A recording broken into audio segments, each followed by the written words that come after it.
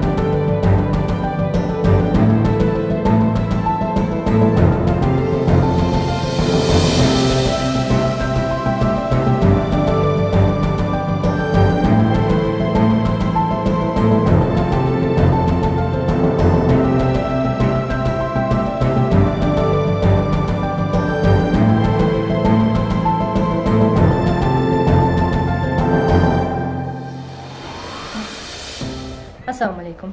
Hammanglarni mana shu videoni oxiriga kuzatib, ko'rib o'tirganlar bilan tabriklayman. Xullas, shu videoni oxirida mana shunaqa tushuntirish va pulini nech pulga qilinishi va nech pulga bu ish tushganini hammasini tushuntirib aytib o'tmoqchiman. Chunki bu ish hamma ham qilavermaydi. Bu noodatiy ish, hammaga ham yoqavermaydi. Inakda yoqadi, bu qimmatli qiladi. Xullas, bu ishimizni noodatiyligi shu katta arkamizning atrofiga gul o'raganimiz bo'lyapti va bunga juda ham katta masshtabli ish ketdi. Nimaga desanglar, bunga tayyorgarligim taxminan 15 kun, 20 kuncha vaqtim ketdi bu ishga.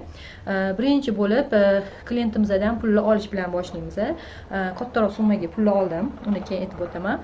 Hozir bo'lsa o'sha pullardan распределить qilib hisob-kitobimizni qilib oldik. Birinchi bo'lib reklamchiklarga boradigan bo'ldik. Reklamchikka bordik va u yerda shu karkazimizning hisob-kitobini, necha razmer, qanaqa balandlikda bo'lishini hammasini hisoblab kelishtirib oldik va ishligini boshlab yuborishdi. Ular bizning ishimizni to'xtatib turgan, ularga bog'liq bo'lib qoldi. Bir 10 kuncha, 15 kuncha ularning vaqtligi ketdi shu narsaga, yasatishga, yig'ishga, to'g'riroq o'sha narsani yig'ishga.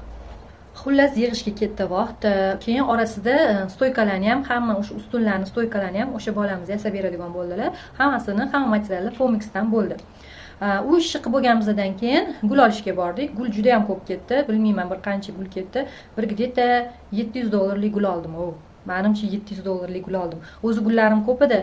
Klientimiz yana boshqacha menga yangi gullaringdan, umuman ishlatilmagan gullaringdan qo'yib ber deganlar uchun borib hammasiga bir $700-800 cha gul oldik. Hammasini bu ichni gartenza oldik, jo'xori gul oldik, yana qo'shimcha atir gullar, yana qo'shimcha boshqacha gullardan hammasidan olib shu ishimizni boshladik. Keyingisi nima demoqchiman?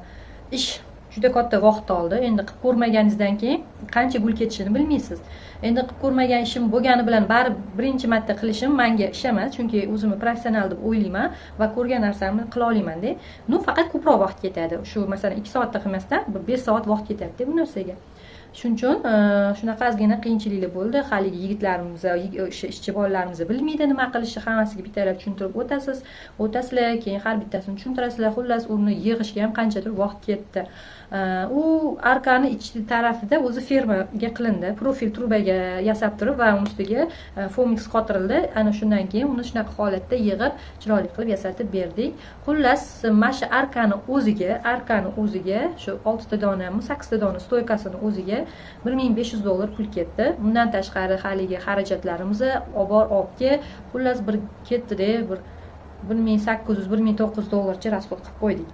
Bu ish emas, mayli, bunga anaqa qilmaymiz, zato u narsamiz o'zimizda qolyapti va bu narsani ustidan juda hali ko'p ish olib boramiz va bu narsa hammasi o'zi oqlanib ketadi. Mana shu yozda, mana shu sezonda hammasini pulini chiqarib olamiz. Endi zakazga keladigan bo'lsak, masalan, mana shu zakazlarni nech pulga qo'yasizlar desanglar, $600-800 atrofida qo'yib beramiz. Nimaga desangiz, kelin bola, kuyov bolani uyi farq qiladi. Sababi kelin bolaning uyiga fotozona qo'yamiz, o'g'il bolaga, kuyov bolaning uyiga qo'ymaymiz. Shundan farq qilsa bo'ladi. Atak hamma narsa chiroyli, chotki Yevro stilda chiroyli bo'ldi. Sizlar nima deb o'ylaysizlar?